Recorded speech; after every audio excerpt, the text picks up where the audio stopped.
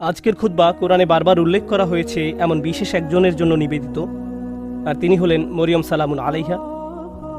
আমি তার জীবনের কিছু বিষয় নিয়ে আলোকপাত করতে চাই যা আল্লাহ আজ্জা ওয়া জাল্লা কোরআনে তুলে ধরেছেন। আজকের এই আলোচনাটি এই সপ্তাহে একজনের প্রশ্ন দ্বারা অনুপ্রাণিত। একজন আমার কাছে এসে বলল, বাল্যকাল থেকে আল্লাহ আজ্জা ওয়া জাল্লার সাথে তার গভীর সম্পর্ক ছিল। খুব অল্প বয়স থেকে সে আল্লাহর নিকট দোয়া করত, এমনকি কিশোরী বয়সেও তাহাজ্জুদ পড়ত, এমনকি কিশোরী বয়সেও যখনই সে আল্লাহর নিকট কিছু চাইতো আল্লাহ তাকে তা দিত। এই ব্যক্তির আসলে খুব কঠিন এক জীবন ছিল। অল্প বয়সে বাবাকে হারান, কোনো ভাই নেই, এই বোন খুবই একাকিত্বের জীবন কাটিয়েছেন এবং সিদ্ধান্ত নিয়েছেন সত্যিকার অর্থে আল্লাহর উপর তাওয়াক্কুল করে থাকবেন। যখন সে এভাবে বড় হতে শুরু করলো, সে দেখতে লাগলো যখনই সে আল্লাহর কাছে কিছু চাইতো আল্লাহ অলৌকিকভাবে তার সকল প্রার্থনার জবাব দিত। যখনই সে আল্লাহর কাছে কিছু চাইতো আল্লাহ কখনো তার দুয়ার জবাব না দিয়ে থাকেননি। এভাবে সে আল্লাহর উপর নির্ভরতা এবং নৈকট্য বাড়িয়ে তোলে। যখনই তার কিছু দরকার হতো সে 2 রাকাত নামাজ পড়ে আল্লাহর কাছে তা চাইতো। তো তার আসলেই আল্লাহর সাথে খুব সুন্দর একটা কানেকশন ছিল। তাহলে এখানে প্রশ্ন কোথায়? প্রশ্ন আসে এই ব্যাপারটা থেকে যে সম্প্রতি তার জীবনে সে অপ্রত্যাশিত কিছু কঠিন সমস্যার মুখোমুখি হয়। তাই সে আল্লাহর প্রতি ইবাদতের পরিমাণ আরো বাড়িয়ে দেওয়ার সিদ্ধান্ত নিল, দুয়ার পরিমাণও বাড়িয়ে দিল, কারণ তার সমস্যা বৃদ্ধি পেয়েছে। সে ভাবলো সমস্যা যেহেতু বেড়েছে তাই আল্লাহর কাছে সমাধানের জন্য দোয়ার পরিমাণও বাড়াতে হবে। তাই সে এমনটা করলো। সে এত বেশি নামাজ পড়লো, এত বেশি পরিমাণে রোজা রাখলো যে জীবনে কখনো এত রোজা রাখেনি। আল্লাহর কাছে কাকুতি মিনতি করত, কান্নাকাটি করত, যেভাবে সে পূর্বে কখনো করেনি। কিন্তু সমস্যা আরো খারাপ হতে থাকলো, পরিস্থিতির কোনো উন্নতি হচ্ছে না। তখন সে মনে মনে ভাবতে লাগলো, মনে হয় আল্লাহ আমার উপর খুশি নয়, কারণ আগে আমি দোয়া করতাম আর সব দোয়ার উত্তর পেতাম। আমার আগে তো এই সমস্যা ছিল না। যখনই আমার কিছু দরকার হতো আল্লাহর দিকে ফিরতাম আর আল্লাহ আমার সমস্যার সমাধান করে দিতেন। কিন্তু এখন আমি দোয়ার পর দোয়া করেই যাচ্ছি, আল্লাহর কাছে ভিক্ষা চেয়েই যাচ্ছি, আমার সমস্যার কোনো সমাধান হচ্ছে না, শুধু আরো খারাপ হচ্ছে। এর কারণ কি হতে পারে? তার মাথায় এই ধারণা ঘুরতে থাকলো, নিশ্চয়ই আমি ভুল কিছু করেছি। আল্লাহ আর আমার দোয়ার জবাব দিচ্ছেন না, কারণ কোনো কারণে আমি অযোগ্য হয়ে পড়েছি। আল্লাহর ভালো মানুষের তালিকায় আমি আর নেই। আমি এই খুতবা দেওয়ার সিদ্ধান্ত নিয়েছি কারণ সমাজে এই ধরনের চিন্তা খুবই কমন, যা একজন মানুষের মাথা নষ্ট করে দিতে পারে। আমরা দোয়া করি আর আমরা আশা করতে থাকি আল্লাহ আজ্জা ওয়া জাল্লা আমাদের একটা উত্তর দিবেন, আল্লাহ আমাদের সমস্যা সমাধান করে দিবেন। মূলত 2 ধরনের দোয়া আছে আমাদের অধিকাংশের জন্য। আমি এমন দোয়া সম্পর্কে কথা বলছি যা আমরা নিজেদের জন্য করি। এক প্রকার দোয়া হলো আমরা আমাদের বর্তমান সমস্যা সমাধানের জন্য দোয়া করি। আমাদের সমস্যা আছে, কিছু পরিস্থিতিতে আটকা পড়ে গেছি, আমরা চাই আল্লাহ আমাদের আরো খারাপ কোনো সমস্যায় পড়ে যাওয়া থেকে রক্ষা করুন, আমাদের ভালো যা আছে তা যেন তিনি রক্ষা করেন ইত্যাদি। আর অবশ্যই আমরা আমাদের ভবিষ্যতের জন্য দোয়া করি, আমরা নিজেদের জন্য দোয়া করি, সন্তানদের জন্য দোয়া করি, এখন সবকিছু ভালো আছে, ইয়া আল্লাহ এভাবেই যেন থাকে। এই ধরনের দোয়াগুলো আমরা নিজেদের জন্য করে থাকি। যে বিষয়টির উপর আজ গুরুত্বারোপ করতে চাই, আগের একটি খুতবা এটা নিয়ে আমি কথা বলেছিলাম, কিন্তু আজকের খুতবাটি কিছুটা ব্যতিক্রম। এই জন্যই আমি মরিয়ম সালামুন আলাইহাকে বাছাই করেছি। শুরুতে সবাইকে একটা ব্যাপার স্মরণ করিয়ে দিতে চাই, আপনার দুয়ার উত্তর তাৎক্ষণিকভাবে পাওয়া যাক বা না যাক, এর সাথে আল্লাহ আপনার উপর সন্তুষ্ট আছেন কিনা তার কোনো সম্পর্ক নেই। এর কোনো সম্পর্ক নেই তার সাথে। এই দুইটার মাঝে কোনো সংযোগ নেই। আর যদি কোনো সংযোগ থাকতো তাও আপনি জানতেন না। কারণটা কি? আপনারা জানেন, আমরা সবাই জানি নূহ আলাইহিস সালামের কথা, যিনি খুবই স্নেহময়ী পিতা ছিলেন। তিনি দাওয়াত দিয়েছেন 950 বছর যাবত। কল্পনা করতে পারেন? আপনাদের কি মনে হয় তিনি তার সন্তানের জন্য দোয়া করেছেন? তিনি তার স্ত্রীর জন্য দোয়া করেছেন? নাকি তাদের ব্যাপারে কোনো পরোয়া করেননি? যিনি তার জাতির জন্য এতটা যত্নশীল হতে পারেন, তারা তাকে থুতু নিক্ষেপ করেছে, অপমান করেছে, তারপরেও তিনি আবারও তাদের কাছে গিয়েছেন। এভাবে 950 বছর যাবত। আপনাদের কি মনে হয় তিনি নিজের ছেলেকে উপেক্ষা করেছেন, নিজের স্ত্রীর কথা ভুলে গেছেন? তিনি তাদের জন্য বছরের পর বছর দোয়া করে গেছেন, তারা নিজেদেরকে পরিবর্তন করেনি। ব্যাপারটা কি এমন নয়? তিনি কি নিজেকে এভাবে দোষ দিয়েছেন যে মনে হয় আমার দাওয়াতটা ঠিকমতো হয়নি, তো আমার আর দোয়ার প্রতি কোনো গুরুত্ব দিচ্ছেন না? আলোচনাটা এভাবে শুরু করার কারণ হলো, ওই মানুষগুলো আমাদের চেয়ে অনেক উত্তম ছিলেন, তাদেরও একই রকম সমস্যা ছিল। এখানে এমন অনেক পিতামাতা আছেন যারা সন্তানদের জন্য প্রতিনিয়ত দোয়া করে যান, কিন্তু তারা দেখেন সন্তানরা ধর্ম ছেড়ে চলে যাচ্ছে, তারা অন্ধকার পথে হারিয়ে যাচ্ছে, আর তারা এটা নিয়ন্ত্রণ করতে পারছে না। নিয়মিত দোয়া করে যাচ্ছেন, কিন্তু দোয়ার কোনো উত্তর দেখা যাচ্ছে না।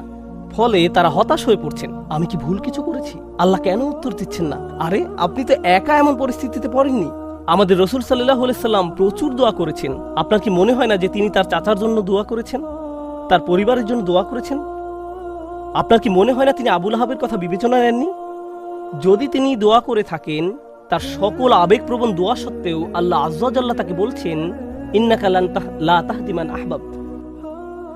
আমাদের মাঝে এমন অনেকেই আছেন, এমন অনেক সন্তানেরা আছেন যারা আশা করেন তাদের পিতামাতা বা বড়রা যদি আরেকটু ভালোভাবে আল্লাহর পথে চলতো। এমন বহু তরুণ তরুণীর সাথে আমার কথা হয়েছে যাদের পিতামাতা ভয়ঙ্কর রকমের পরিষ্কার হারাম ব্যবসায় জড়িত। সন্তানেরা, তাদের ছেলেমেয়েরা তাদের বলছে, প্লিজ এই ব্যবসা থেকে বের হয়ে আসেন, আমি আপনাদের উপর নির্ভরশীল, আর আমি তো এই মুহূর্তে আমার পরিবারের জন্য আয় করার অবস্থানে নেই, কিন্তু আপনারা যা করছেন তা ভুল। তখন সন্তানদের বলা হয়, তোমরা পিতামাতাকে অসম্মান করছো, তোমাদের তো পিতামাতার সাথে তর্ক করা উচিত নয়। এই ক্ষেত্রে ব্যাপারটা সম্পূর্ণ উল্টো, যে সন্তানেরা পিতামাতার হেদায়েতের জন্য দোয়া করছেন, কিন্তু পরিস্থিতির কোনো উন্নতি হচ্ছে না। এর বাহিরেও কারো হয়তো ভয়ঙ্কর অসুস্থতা দেখা দিতে পারে, স্বাস্থ্য সংক্রান্ত চরম দুর্দশাও আসতে পারে, অথবা চাকরি খুঁজে পাচ্ছেন না, অর্থনৈতিক সমস্যায় আক্রান্ত, আর আপনি আল্লাহর কাছে দোয়া করে যাচ্ছেন, মনে মনে বলছেন, আমি তো গত বছর ইতিকাফও করেছি, আমি দোয়া করেই গেছি, সারা রাত সিজদায় পড়েছিলাম, এরপরেও আমার সমস্যা রয়ে গেছে, এরপরেও কোনো সমাধান আসেনি। সবার আগে আমি আপনাদের সবাইকে মনে করিয়ে দিতে চাই যে নবীরা, তাদের সকলেই, আমাদের বহুকাল পূর্বে যারা এসেছিলেন, আল্লাহ অনবরত তাদের দোয়ার কথা কোরআনে উল্লেখ করেছেন, তাদের সমস্যাগুলোর কথাও কোরআনে বারবার উল্লেখ করেছেন। আপনাদের কি মনে হয় না ইয়াকুব আলাইহিস সালাম, যিনি 12 জন সন্তানের পিতা ছিলেন, তিনি তার সব সন্তানের জন্য দোয়া করেছেন? বিশেষ করে ইউসুফ আলাইহিস সালামের জন্য, যখন তিনি ইউসুফকে হারিয়ে ফেলেন, আপনাদের কি মনে হয় না তিনি ইউসুফ আলাইহিস সালামের নিরাপত্তার জন্য দোয়া করেছেন, তিনি যেন তার সুন্দর সন্তানকে আবার দেখতে পান? আমরা জানি তিনি এত বেশি কেঁদেছিলেন যে দৃষ্টিশক্তি হারিয়ে ফেলেছিলেন, অবিয়াদ্দাত আইনাহু, এবং দুঃখে তার চক্ষুদয় সাদা হয়ে গেল। তার এত বছরের দোয়ার কোনো উত্তর পাওয়া গেল না, কিন্তু পরিশেষে উত্তর পাওয়া গেল। আপনাদের কি মনে হয় না যখন মুসা আলাইহিস সালামের মা নিজ ছেলেকে পানিতে ভাসিয়ে দেন, আর দেখতে পাচ্ছেন যে স্রোতের টানে বাক্সটি হারিয়ে যাচ্ছে, বাক্সটি যে কোনো সময় উল্টে যেতে পারে, আর কিভাবে জানেন যে বাক্সটি ওয়াটারপ্রুফ, পানি প্রবেশ করবে না? কিভাবে জানবেন যে এটি পাথরের আঘাত পেয়ে ভেঙে যাবে না? আপনি নদীতে ফেলে দিচ্ছেন একটি বাচ্চাকে, নদীতে। আপনাদের কি মনে হয় না যে মুসার মা আল্লাহর কাছে দোয়া করেছেন? এই দুই দোয়ার ক্ষেত্রে পার্থক্যটা লক্ষ্য করুন। মুসা আলাইহিস সালামের মায়ের ক্ষেত্রে তিনি আল্লাহর কাছে দোয়া করেন, তিনি তার ছেলের সাথে আবার একত্রিত হন ঠিক কয়েক ঘন্টা পর। বাচ্চার পরবর্তী খাওয়ার সময় হওয়ার মধ্যে সে আবার তার মায়ের দেখা পায়।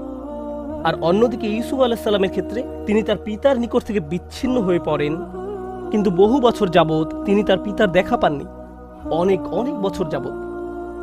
আমরা জীবনে সমস্যার মুখোমুখি হব, আর আল্লাহর কাছে দোয়া করার সাথে সাথেই আমাদের সমস্যার সমাধান হয়ে যাবে না। দোয়ার বাস্তবতা বোঝার চেষ্টা করুন। দোয়ার উদ্দেশ্য কি? আমরা প্রায় দোয়াকে তালাবের সাথে গুলিয়ে ফেলি। আরবিতে তলাব মানে কোনো কিছু তালাশ করা, কোনো কিছু দাবি করা, আর দোয়ার আক্ষরিক অর্থ হলো ডাকা, এটাই এর অর্থ। দাআতুকুম মানে আমি তোমাকে ডেকেছি, আমন্ত্রণ জানিয়েছি, এটা হলো দোয়া। আমরা যখন আল্লাহর কাছে দোয়া করি, মাঝে মাঝে আমরা ওই দোয়ার মাধ্যমে আল্লাহর কাছে দাবি জানাচ্ছি, এটা সত্য, আমরা অনুরোধ জানাচ্ছি, কিন্তু আমাদেরকে এই ব্যাপারটা ভুলে গেলে চলবে না যে দিন শেষে আমাদের সব অনুরোধ, সেগুলো হলো আল্লাহর একজন বিনম্র দাস আল্লাহর দিকে ফিরে নিজের সমস্যার সমাধান ভিক্ষা চাচ্ছে। কি সেগুলো? আপনার সমস্যার সমাধান হওয়ার চেয়েও আপনি যে আল্লাহর সাথে যোগাযোগ করছেন, এটাই এখানে সবচেয়ে মূল্যবান বিষয়, এটাই দিন শেষে মূল লক্ষ্য। আপনি যে আল্লাহর সাথে কথাবার্তা যুক্ত হয়েছে, এটাই দিন শেষে মূল লক্ষ্য। আল্লাহ আপনার সমস্যা তাৎক্ষণিকভাবে সমাধান করে দেবেন কিনা সেটা ভিন্ন বিষয়। আমি এ সম্পর্কে সংক্ষেপে কিছু কথা শেয়ার করতে চাই, পরে মরিয়ম সালামুন আলাইহা নিয়ে কথা বলবো। কখনো কখনো আপনি এমন কিছু সমস্যার মুখোমুখি হন যে মনের মাঝে প্রশ্ন আসে, আমাকে কেন এই সমস্যার মোকাবেলা করতে হবে? আপনাদেরকে একটা কথা জিজ্ঞেস করি, ইউসুফ আলাইহিস সালাম তো 8-9 বছরের এক বালক ছিলেন মাত্র। শিশু মানেই তো নিষ্পাপ। একজন শিশু এমন কি করতে পারে যার জন্য সে কিডন্যাপ হতে পারে? একজন শিশু এমন কি অন্যায় করতে পারে যার কারণে সে কুয়ার মধ্যে নিক্ষিপ্ত হবে? একজন শিশু কি করতে পারে যার কারণে সে দাস হিসেবে বিকৃত হবে ভিন্ন একটি দেশে? আর তিনি প্রাপ্তবয়স্ক হওয়ার পর কি অন্যায় করেছেন যার কারণে তাকে কারাগারে নিক্ষিপ্ত হতে হবে? মিথ্যা একটা অভিযোগে। তিনি তো নিজের অন্যায়ের কারণে জেল খাটেননি, তিনি নির্দোষ ছিলেন, আর তাকে এতগুলো বছর জেলে কাটাতে হয়। তাকে জীবনে এমন সব পরিস্থিতির ভেতর দিয়ে যেতে হয়, অন্য কারো এমন হলে বলতো, ভাই জীবন অন্যায্য, কি বা করার আছে, জীবন অন্যায্য। কিন্তু একজন বিশ্বাসীর ক্ষেত্রে কি হয়? সে শুধু বলে না যে জীবন অন্যায্য, সে বলে আল্লাহ অন্যায্য। নাউজুবিল্লাহ। আর আল্লাহ সূরা ইউসুফে বলছেন, আল্লাহু গালিবুন আলা আমরিহি, আল্লাহ তার সকল কাজের তত্ত্বাবধান করছিলেন। ইউসুফের জন্য যত সিদ্ধান্ত নেওয়া হয়েছিল আল্লাহ তার সবগুলোতে প্রভাব রেখেছিলেন। কিভাবে? কখনো কখনো আমি আপনি এমন কিছু সমস্যার মুখোমুখি হব, আল্লাহ জানেন ভালো কিছু সামনে আছে। কখনো কখনো ভালো যা কিছু আসছে তা আপনার নিজের জন্য, আবার কখনো বা অন্য কারোর জন্য, আবার কখনো বা অন্য কারোর জন্য। কখনো কখনো আপনি জীবিত থাকতেই এর উপকার পাবেন, আপনি জীবিত থাকতেই এর উপকার পাবেন। আর কখনো কখনো এই উপকার আসবে আপনি আল্লাহর কাছে ফিরে যাওয়ার পর। ইউসুফ আলাইহিস সালামের ক্ষেত্রে কি হয়েছিল? একজন পিতা তার সন্তান থেকে বিচ্ছিন্ন হয়ে পড়েন। কিন্তু চিন্তা করে দেখুন, তাকে যদি কিডন্যাপ করা না হতো তাহলে তিনি কুয়ায় নিক্ষিপ্ত হতেন না। তিনি যদি কুয়ায় না পড়তেন তাহলে কোনোদিন মিশরে গিয়ে পৌঁছাতেন না। আর মিশরে কোনোদিন না গেলে তিনি জেলে নিক্ষিপ্ত হতেন না। আর যদি জেলে না যেতেন তাহলে জেলের ওই দুই লোকের সাথে তার কোনোদিন সাক্ষাৎ হতো না যাদের স্বপ্নের তিনি ব্যাখ্যা দিয়েছিলেন। ওই দুই ব্যক্তির সাথে যদি তার কোনোদিন দেখা না হতো, তাদের একজন বেঁচে যায় এবং রাজার খেদমতে নিয়োজিত হয়। আর যখন রাজা একটি স্বপ্ন দেখলেন, ওই ব্যক্তি তাহলে কোনোদিন বলতেন না যে হ্যাঁ, আমি এক লোকের কথা জানি যে আপনার স্বপ্নের ব্যাখ্যায় সাহায্য করতে পারবে। স্বপ্নটা কি ছিল? দেশে 7 বছর হবে প্রাচুর্যের, আর পরবর্তী 7 বছর দেশে কোনো ফসল ফলবে না, কোনো উৎপাদন হবে না, মানুষ দুর্ভিক্ষে মারা যাবে। যদি ইউসুফ জেলে না যেতেন আলাইহিস সালাম এবং তাকে মুক্তি দেওয়া না হতো ওই স্বপ্নের ব্যাখ্যা করার জন্য সেই সময়, তাহলে দেশ অর্থনৈতিক, ফাইন্যান্সিয়াল এবং সামাজিক এক দুর্যোগে পতিত হতো। লক্ষ লক্ষ শিশু দুর্ভিক্ষে মারা যেত। একজন শিশু কষ্ট স্বীকার করলো কয়েক বছরের জন্য। এক শিশুর কষ্ট স্বীকারের ফলে আল্লাহর পরিকল্পনা ছিল অগণিত পরিবারকে অনাহারে সন্তান হারানোর বেদনা থেকে রক্ষা করবেন। এই পরিকল্পনার কারণে ইউসুফ আলাইহিস সালাম জেল থেকে ফিরে এসে স্বপ্নের ব্যাখ্যা করলেন এবং অর্থ মন্ত্রণালয়ের দায়িত্ব নিলেন। আমার এক বন্ধুর নাম হয়তো আপনারা শুনে থাকবেন, তার নাম রবার্ট ডেভিলা। আমি ওই বোনকে তার সম্পর্কে জিজ্ঞেস করেছিলাম। সে বলল সে তার কথা শুনেছে। সে তার শরীরের কোনো অংশ নাড়াতে পারে না, শুধু মুখমণ্ডল ছাড়া। সে কি এমন অন্যায় করেছে যার কারণে এমন পরিস্থিতি? কিছুই না। কিন্তু কত মানুষ ইসলাম গ্রহণ করেছে তার এই অক্ষমতার দরুন। কত শত মানুষ এই ঘটনার কথা শুনে আল্লাহর পথে ফিরে এসেছে। কত শত মানুষ আল্লাহর প্রতি অকৃতজ্ঞ ছিল, যদিও তারা মুসলিম ছিল, কিন্তু নামে মাত্র মুসলিম ছিল, এবং সিদ্ধান্ত নিল যে আল্লাহর কাছে আত্মসমর্পণ করবে। কারণ ওই মানুষটি একটি বিছানায় শুয়ে আছে, তার কষ্ট, দুর্ভোগ লক্ষ লক্ষ মানুষের জন্য হেদায়েতের কারণে পরিণত হলো। বুঝতে পারছেন? কখনো কখনো আমি আপনি কষ্টকর অবস্থায় পতিত হই, যা আসলে খুবই সামান্য, এমন অসংখ্য কল্যাণ আর এমন অসংখ্য উপকারের জন্য, যা হয় এখন আমার কাছে আসবে, নতুবা আল্লাহর কাছে ফেরত যাওয়ার পর আমি এর উপকার ভোগ করব। সুতরাং আমাদের দোয়া কোনো কিছু অর্ডার করার মতো নয়। যখন ওই বোন আমাকে তার সমস্যার কথা বলছিল, সাথে সাথে আমার মরিয়ম সালামুন আলাইহার কথা মনে পড়ল। কারণ মরিয়ম সালামুন আলাইহার ক্ষেত্রে এমনকি ছোট বয়সেও তার জন্ম আশ্চর্যজনক। তার জন্মের কথা কোরআনে উল্লেখ করা হয়েছে। খুব বেশি সংখ্যক মানুষের জন্মের কথা কোরআনে উল্লেখ করা হয়নি। মা একটি ছেলে সন্তান আশা করেছিলেন, কিন্তু তার একটি মেয়ের জন্ম হলো। আর আল্লাহ বলেন, ওয়ালাইসা যাকারু কাল উনসা, যার অনেকগুলো গভীর অর্থ রয়েছে। আমি এখন শুধু একটি অর্থ হাইলাইট করছি। এই মেয়েটি অন্য কোনো ছেলের মতো নয়, এই মেয়েটি স্পেশাল। প্রসঙ্গত, দয়া করে এই কথাগুলো মনে রাখবেন। পরের বার আপনাদের কেউ যদি সন্তান সম্ভবা হয়ে থাকেন, আপনি আশা করছেন, আপনার মা আশা করছে, আপনার চাচাতো খালাতো ভাই বোনেরা আশা করছে একটি ছেলে শিশুর জন্ম হবে, কিন্তু একটি মেয়ের জন্ম হলো, তখন মনে রাখবেন আল্লাহ মরিয়ম সালামুন আলাইহার জন্মের মতো কারো জন্মের কথা এভাবে হাইলাইট করেননি। মেয়ে সন্তান পাওয়া সম্মানের, মেয়ে সন্তান পাওয়া আল্লাহর একটি উপহার। মেয়ের জন্ম হলে অসন্তুষ্ট হওয়া আসলে মুশরিকদের বৈশিষ্ট্য। আল্লাহ মুশরিকদের সম্পর্কে বলেন, যল্লা ওয়াজহুহু মুসওয়াদ্দান ওয়া হুয়া কাযীম, তাদের কাউকে যখন কন্যা সন্তানের সুসংবাদ দেওয়া হয় তখন তার মুখ কালো হয়ে যায়, সে অন্তর্জ্বালায় পুড়তে থাকে। মেয়ে সন্তান পাওয়া আল্লাহর পক্ষ থেকে আশীর্বাদ এবং সম্মান। মেয়ের জন্ম হলে যদি অসন্তুষ্ট হয়ে পড়েন, তাহলে আপনি শুধু আল্লাহর উপহারেরই অসম্মান করছেন না, আপনি কুরআনের আয়াতকেও অসম্মান করছেন। এই কথাগুলো মনে রাখবেন। এই শিশুর জন্ম হলো, তাকে আসলে বিশেষ একটি জায়গা দেওয়া হলো তখনকার সময়ের কেন্দ্রীয় মসজিদে। জাকারিয়া আলাইহিসসালাম তার দেখাশোনা করতেন। আর যখনই তিনি তার খোঁজ খবর নেওয়ার জন্য আসতেন, কারণ মরিয়ম আলাইহিসসালাম আল্লাহর ঘরে থেকে আল্লাহর ইবাদতে নিজেকে উৎসর্গ করলেন। কুল্লামা দাখালা আলাইহা জাকারিয়াল মিহরাব ওয়াজাদা ইনদাহা রিজকান, যখনই জাকারিয়া মেহরাবের মধ্যে তার কাছে আসতেন কিছু খাবার দেখতে পেতেন। তিনি জিজ্ঞেস করলেন, এগুলো কোথায় পেলে তুমি? এই ফলগুলো তো এখন উৎপাদন হয় না, এমনকি এগুলো এই সিজনেরও নয়, এগুলো শীতকালে হয় আর ওইগুলো গরমকালে জন্মে, তুমি এইসব ফল কোথায় পেলে? উত্তর দিতেন, ক্বালাত হুয়া মিন ইনদিল্লাহ, এগুলো আল্লাহর পক্ষ থেকে বিশেষভাবে এসেছে, এই ফলগুলো আমার নিকট আল্লাহর পক্ষ থেকে এসেছে। ভাবতে পারেন এমন একজনের কথা যার দোয়া এমন ভাবে কবুল হয় যে আকাশ থেকে খাদ্য অবতীর্ণ হয় এই নারীর জন্য। তাই যখন ওই বোন আমাকে বলছিলেন তার দোয়া কবুল হয়ে যায়, আমি সাথে সাথে মরিয়ম সালামুন আলাইহার কথা মনে করলাম। কি অলৌকিকভাবে আল্লাহ তার ব্যাপারে হস্তক্ষেপ করতেন, এমনকি খাদ্যের মতো বিষয়ে যা আমরা নিজেরা উঠে গিয়ে নিয়ে আসতে পারি, তাকে এমনকি সেজন্য উঠতে হয়নি। খুব স্পেশাল এক কিশোরী, খুব স্পেশাল এক নারী। এখন এই নারী সম্পর্কে যে ব্যাপারটি আজকে গুরুত্ব দিয়ে তুলে ধরতে চাই তা হলো, একদিন তার নিকট এক ফেরেশতার আগমন ঘটল। ফেরেশতা বলল সে একটি বাচ্চার মা হতে যাচ্ছে। তার মাথায় প্রথমে আসলো, আমি তো বিবাহিতা নই, আমি মা হব বলে তুমি কি বোঝাতে চাচ্ছ? লাম ইয়ামসাসনি বাশার, আমাকে তো কোনো পুরুষ স্পর্শ করেনি, আমার বাচ্চা হবে বলে তুমি কি বোঝাতে চাচ্ছ? কাযালিকি ক্বালা রাব্বুক, আমি দুঃখিত, আমরা এসেছি শুধু সংবাদ জানাতে, এটা হবে কি হবে না সেই ব্যাপারে পরামর্শ করতে নয়। সেই সিদ্ধান্ত ইতিমধ্যে নেওয়া হয়ে গেছে, তুমি একটি বাচ্চার মা হতে যাচ্ছ। এখন তিনি পুরোপুরি আতঙ্কিত, আমি কি করব? তিনি আল্লাহর কাছে ফিরে আশা করতে পারতেন এমনটি যেন না হয়, কিন্তু এটা তো ঘটবেই। আমি আপনাদের জন্য পরের কিছু ঘটনা এখন বর্ণনা করছি, যেন উপলব্ধি করতে পারেন এই নারী কেমন এক কঠিন পরীক্ষায় পড়েছিল। বাচ্চার জন্মের পর তিনি তার নিজ শহরে ফিরে আসলেন। সমাজের সবাই তাকে দেখত দুনিয়া ত্যাগী আল্লাহওয়ালা নারী হিসেবে, এমন নারী যে আল্লাহর ইবাদতে সবসময় নিয়োজিত থাকে, এমন নারী যাকে তাদের নবী জাকারিয়া আলাইহিস সালাম সমর্থন জানিয়েছিলেন, এমন নারী যিনি জাকারিয়া আলাইহিস সালামের তত্ত্বাবধানে বড় হয়ে ওঠেন। মসজিদের আশেপাশের সবাই সেখানে দাঁড়িয়ে আছেন আর তিনি একটি বাচ্চা কোলে করে এগিয়ে আসছেন। সবাই তখন একসাথে তাকে অপমানিত করতে শুরু করলো। কিভাবে তুমি এমন কাজ করতে পারলে? নিজের কি সর্বনাশ তুমি করে ফেলেছ? পর্দার অপর পাশে আজকের জুমার নামাজে অনেক মহিলা উপস্থিত আছেন। আপনারা জানেন কোনো মুসলিম নারী এমন অবস্থার কথা কল্পনাও করতে পারেন না, যেখানে তিনি একটি বাচ্চা কোলে নিয়ে দাঁড়িয়ে আছেন আর মানুষ বলছে এই বাচ্চা বৈধ নয়। তার পক্ষে এমন ধরনের অপমানের কথা কল্পনায়ও আনা সম্ভব নয়। আর আমাদের পুরুষদেরকেও এই ধরনের অভিযোগের কথা কল্পনা করতে পারবো না।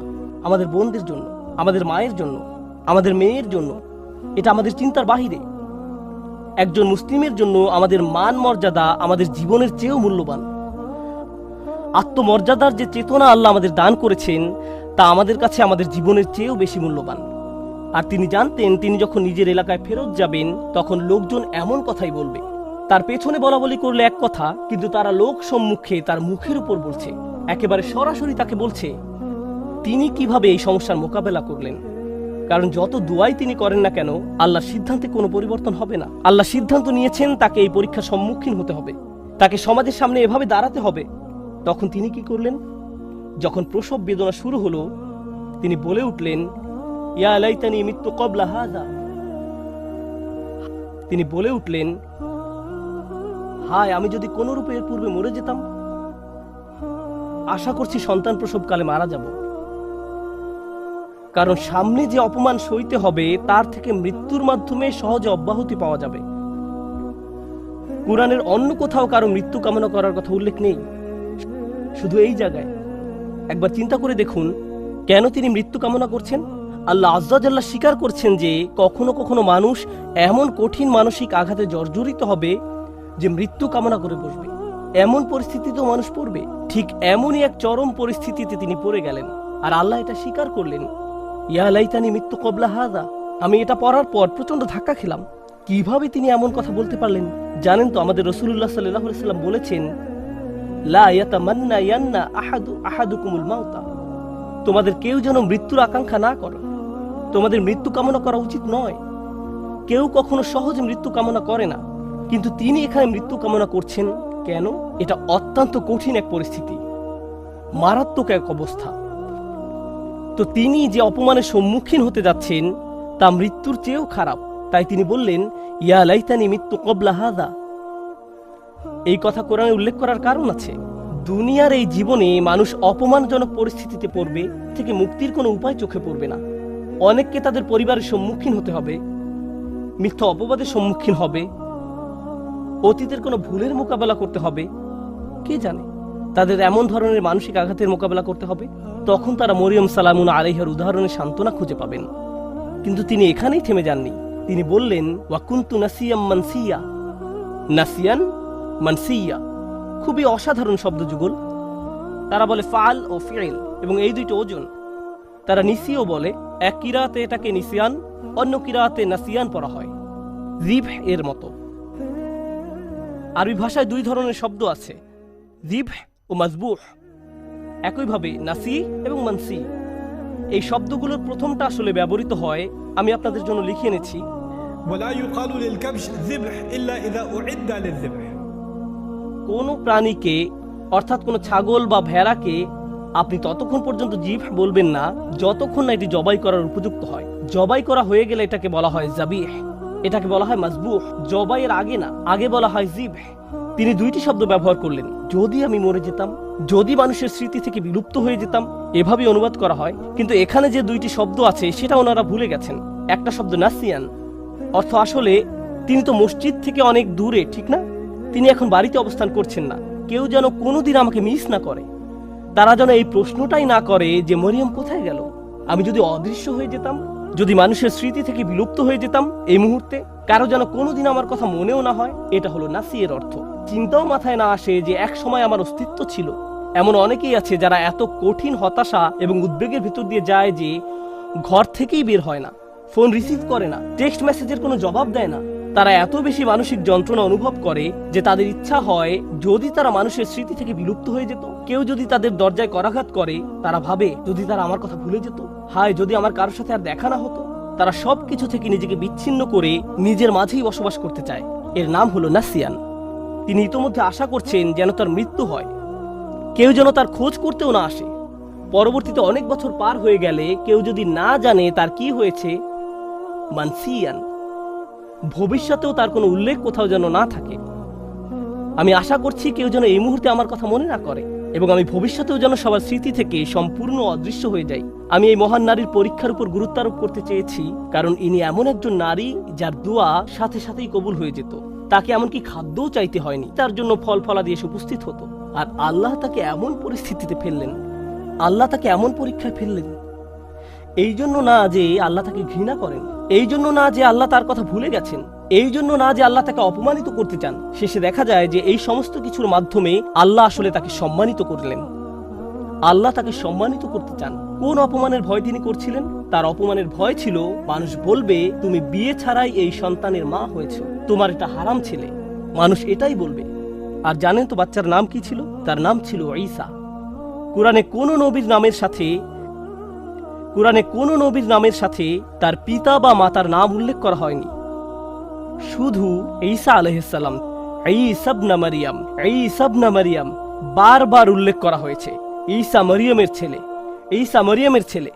কোরআনে কোথাও কি আছে মুহাম্মদ আব্দুল্লাহর ছেলে? কোথাও কি পান ইয়াকুব ইসহাকের ছেলে, ইসহাক ইব্রাহিমের ছেলে, ইউসুফ ইয়াকুবের ছেলে? পেয়েছেন কখনো? না। অনেকবার আল্লাহ এই রাসূলকে যখনই সম্মানিত করেছেন, সাথে সাথে তার মাকেও সম্মানিত করেছেন। প্রসঙ্গত বিষয়টা গুরুত্বপূর্ণ। আরবরা যখন ইবনে বলে, বা এমনকি সেমেটিক মানুষরা যখন ইবন বলে, ঠিক পরেই তারা পিতার নাম উল্লেখ করে। তারা পিতার নাম বলে। আপনার নামের শেষাংশ আসে পিতার কাছ থেকে।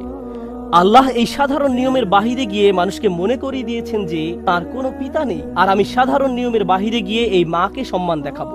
ঈসা ইবনে মারিয়াম। প্রতিবার আল্লাহ এই অপমানের কথা উল্লেখ করেছেন অন্য কারণে। আর এই বিষয়টা বলেই আমি আমার খুতবার সমাপ্তি টানছি। কখনো কখনো আপনার কষ্ট অন্য মানুষের মুক্তির কারণে পরিণত হবে। আপনি সমস্যায় পড়েছেন কারণ এটা আপনার থেকেও বড় কোনো উদ্দেশ্য সাধন করবে, তখন তাদের জন্য সাদাকায়ে জারিয়ায় পরিণত হবেন। আপনার কারণে তারা ভালো কিছু অর্জন করবে। মারিয়াম সালামুন আলাইহার এই কষ্ট থেকে প্রতিবার যখন কোনো নারী অপমানিত হয়, প্রতিবার যখন কোনো নারী অপবাদের শিকার হবে, প্রতিবার যখন কোনো নারী কামনা করবে যদি সে মরে যেত পরিস্থিতির মুখোমুখি হওয়ার চেয়ে, তখন সে মরিয়ম সালামুন আলাইহার কষ্টের মাঝে নিজের সান্ত্বনা খুঁজে পাবেন।